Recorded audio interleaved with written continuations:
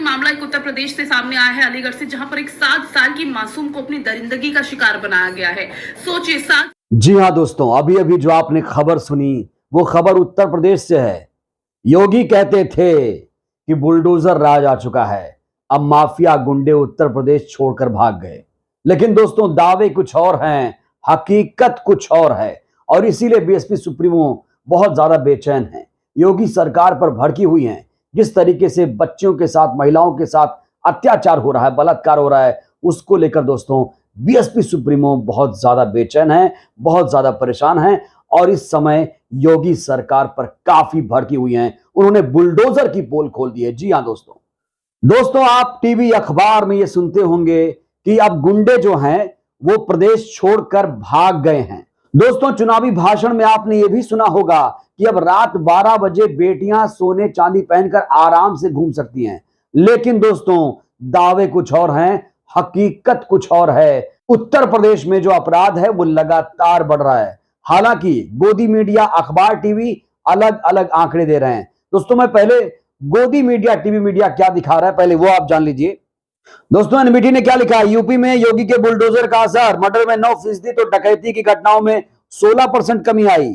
वहीं पर एक और अखबार ने लिखा है, बुलडोजर और एनकाउंटर वाली सियासत कैसे इसने योगी की छवि चमकाई। इसके अलावा एक और खबर है जहां पर मुसलमानों पर चला बुलडोजर, योगी स्टाइल में होगा दंगाइयों का हिसाब। ये किसकी लाइनें बोल रहा हूं? टीवी मीडिया अखबार की लाइनें हैं ये। दंगाई किसे बोला जाता है? मुसलमान को। मुसलमान को दंगाई बोला जाता है, आजकल जिहादी बोला जाता है। और अब योगी स्टाइल में बुलडोजर चलेगा तो दंगाइयों का हिसाब होगा। ये टीवी मीडिया, गोदी मीडिया लगातार फैला रहे हैं दोस्तों। लेकिन दोस्तों, बार बार मैं कह रहा हूं कि विज्ञापन टीवी में अलग छवि दिखाई जा रही है उत्तर प्रदेश की, लेकिन जमीनी हकीकत कुछ और। दोस्तों, उत्तर प्रदेश में अपराध किस तरीके से खत्म हुआ है, किस तरीके से कम हुआ है, उसकी कुछ वानगी मैं आपके सामने पेश करना चाहूंगा। दोस्तों, उत्तर प्रदेश के गाजियाबाद में एक हैरान कर देने वाली घटना सामने आई है। एक युवती अपने मंगेतर के साथ पार्क में बैठी थी, तभी 2 पुलिस वाले वहां पर आते हैं। पहले वो 1000 रुपए मांगते हैं और पैसे मिलने के बाद अश्लील हरकत करने लगते हैं। मंगेतर के सामने युवती से अवैध संबंध, सेक्स की डिमांड करने लगते हैं। छी, कितने घिनौने लोग हैं। ये निगार परवीन जी ने लिखा है। दोस्तों, ये एक लड़की, बेटी की भावना है।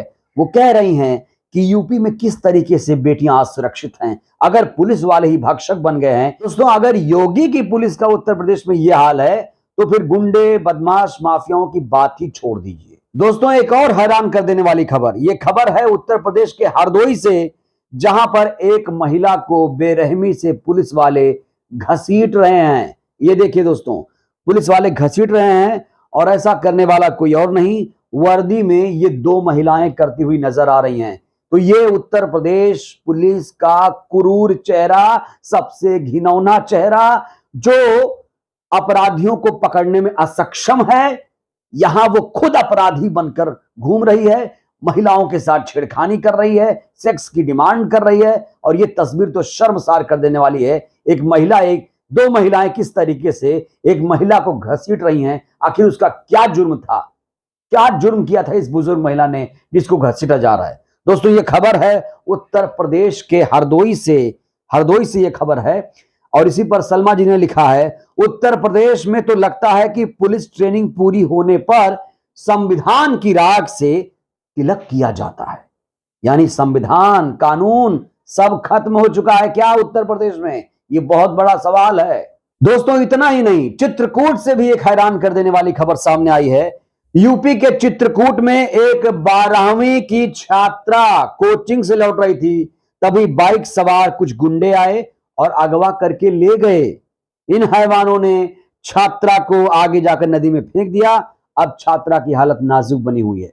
तो ये है उत्तर प्रदेश में दोस्तों, राम राज्य में ये हालत है, जहां पर कहा जा रहा है कि गुंडे, माफिया प्रदेश छोड़कर फरार हो गए। तो ये कर कौन रहा है?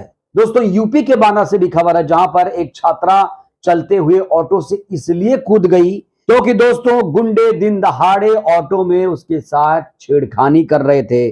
छात्रा ने ऑटो से कूदकर अपने आप को बचाया है। पुलिस तो बचाएगी नहीं, पुलिस तो खुद ही भक्षक बनी हुई है। गाजियाबाद की ये घटना है दोस्तों। ये वो घटनाएं हैं जो प्रकाश में आई हैं, जो सोशल मीडिया पर दिखाई जा रही हैं। मेन स्ट्रीम मीडिया में आपको ये खबरें नहीं मिलेंगी। इसीलिए दोस्तों बीएसपी सुप्रीमो इसको लेकर बहुत ज्यादा आहत है। इतना ही नहीं दोस्तों, उत्तर प्रदेश के मैनपुरी की घटना तो आपको याद ही होगी।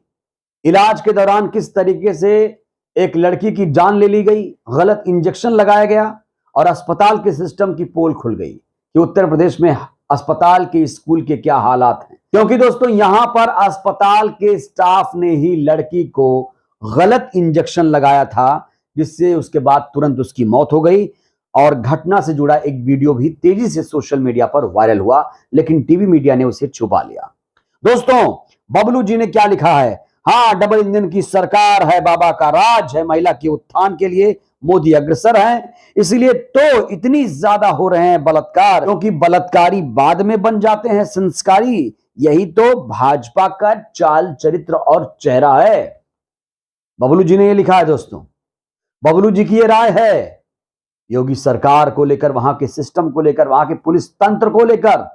दोस्तों आखिर जब आप दावे कर रहे हैं कि यहां पर राम राज है, बुलडोजर से अपराध कम हो गया, एनकाउंटर से माफिया थर थर कांप रहा है, तो कहां है वो वादा? क्या ये खोखला वादा किया जा रहा है?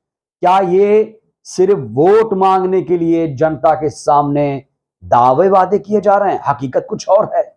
दोस्तों इन्हीं तमाम घटनाओं को लेकर, महिला सुरक्षा के मामले पर, संविधान को जिस तरीके से नहीं इंप्लीमेंट किया जा रहा है, तमाम मसलों को लेकर बसपा सुप्रीमो काफी नाराज है। वो मोदी योगी पर इस समय भड़की हुई हैं।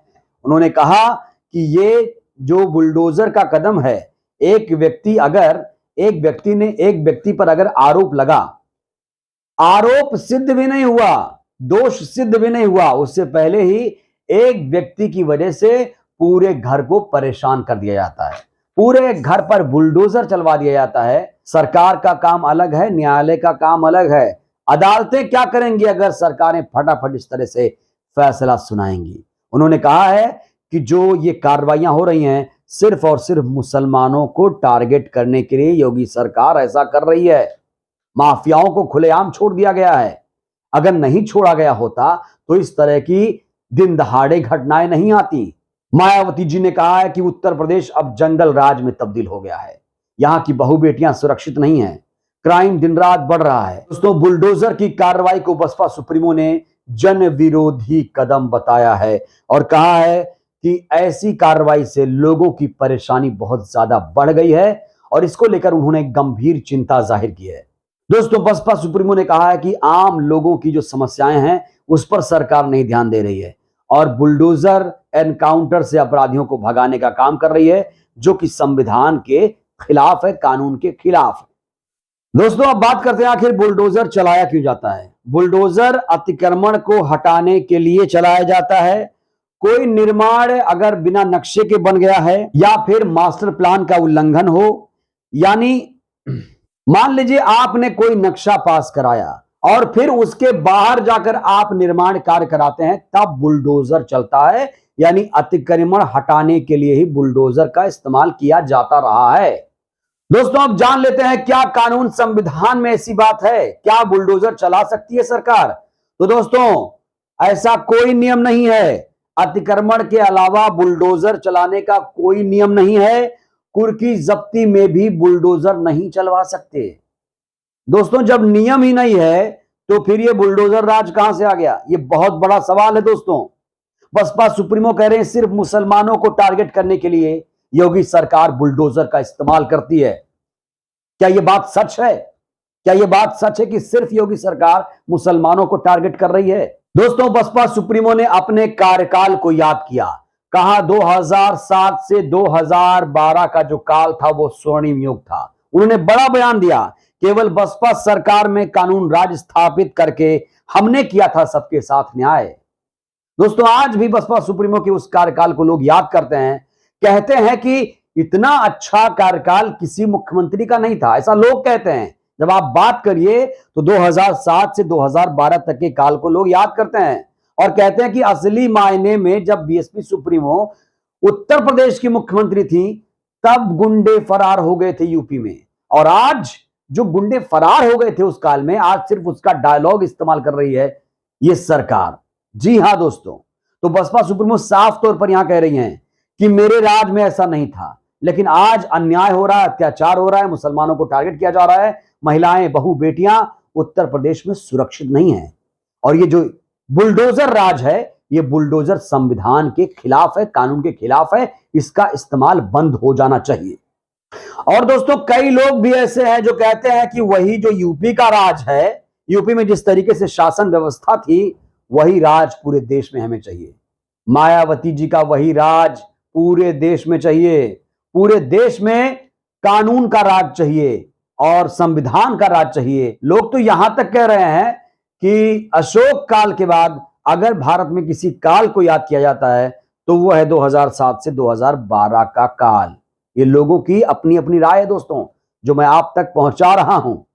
तो दोस्तों, कुल मिलाकर जिस तरीके से बसपा सुप्रीमो ने योगी पर प्रहार किया, मोदी पर प्रहार किया, 2024 का चुनाव भी करीब है।